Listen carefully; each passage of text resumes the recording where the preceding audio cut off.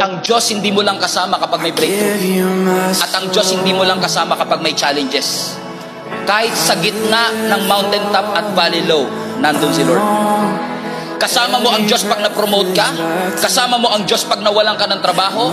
Pero yung araw-araw kang pumapasok sa trabaho, kasama mo pa rin ang Panginoon. Hindi lang natin na-appreciate kasi yun ang ordinary.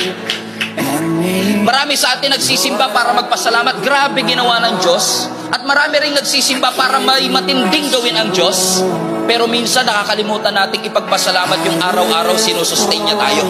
Yung araw-araw may trabaho tayo. Yung araw-araw may nakakain tayo. Yung paglakad po natin kasama si Jesus. Kasama din po sa pagpapala ng Diyos at presensya ng Diyos. Yung mga simple at ordinaryong parte ng ating buhay. Yung mga average and typical.